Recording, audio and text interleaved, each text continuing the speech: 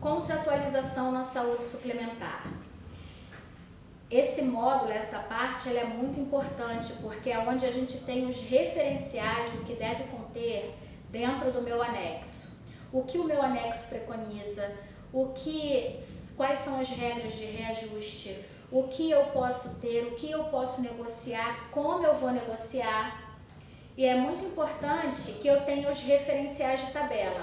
Hoje em dia a gente tem duas tabelas que circulam no mercado, que são as tabelas AMB e a CBHPM. E esse referencial é importante que esteja contratualizado. Não quer dizer que eu só precise negociar ou que eu só possa negociar com a AMB ou com o CBHPM. Porque a gente já tem hoje no mercado operadoras com tabela de negociação própria. A gente já tem operadoras que fazem a negociação baseadas em valores em real e não usam nenhuma tabela de referência, ou operadoras que só fazem o pacote. Então isso é importante que a gente tenha amarrado qual é a referência de valor que eu tenho na minha tabela. Valorização, valoração, CBHPM, qual o comunicado oficial? Por quê? A CBHPM ela tem várias edições e eu preciso, não basta só conter ali, eu posso realizar os procedimentos de acordo com a CBHPM. Mas qual a CBHPM? Qual é o valor de referência? Qual é o ano? Qual é o UCO? Qual é o porte? Tem deflator? Não tem deflator? A mesma coisa é a tabela MB. Qual é o valor que eu tenho do CH, que é o coeficiente de honorário, que é o fator de multiplicação dessa tabela, o que eu contenho, quais são os procedimentos, se eu tenho o valor do CH separado para SADT, para exames laboratoriais, para exames de imagem. Isso tudo, a forma de valoração tem que estar discriminado e muito bem discriminado para que não gere glosa dentro do meu contrato. Materiais. Nós temos várias formas de negociar materiais hoje dentro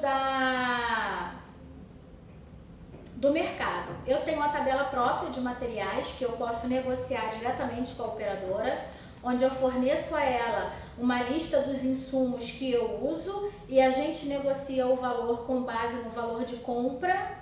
E aí eu boto um percentual a mais para eu ter uma margem de inflação ou alguma coisa, ou pode ser a revista Simpro, ou alguns materiais que são constantes na Brasíndice, mas a Brasíndice o ideal é que seja feita negociação de medicamento, ou se ele é preço de mercado, que geralmente é negociado através de nota fiscal mais um percentual por conta do ICMS.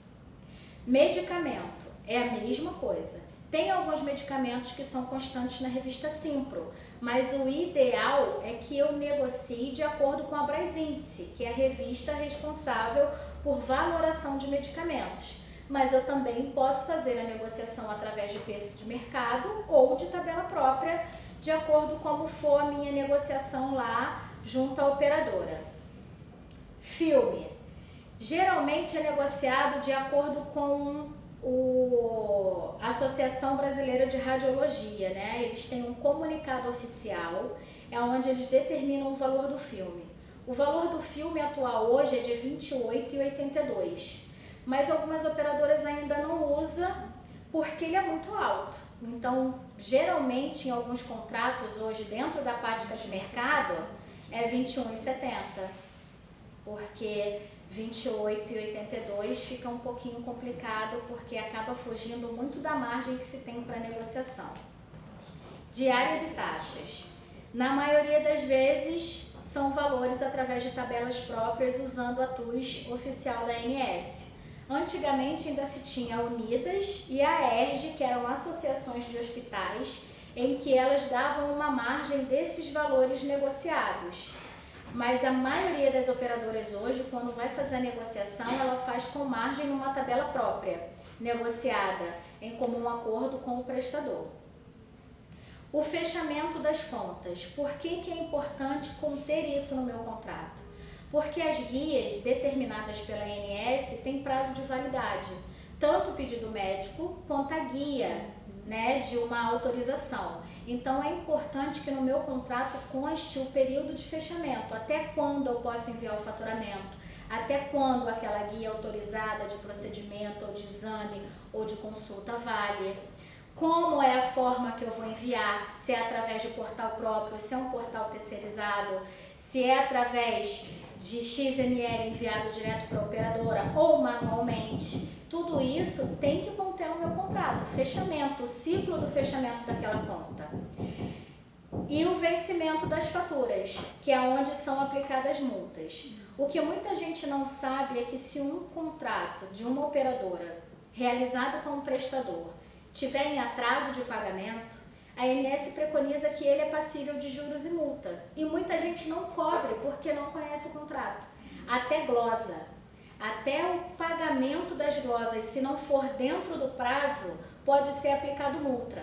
E se você for lá ler o seu contrato, se você for folhear, você vai ver que ainda tem lá o índice, o percentual que precisa ser aplicado de acordo com o pagamento atrasado.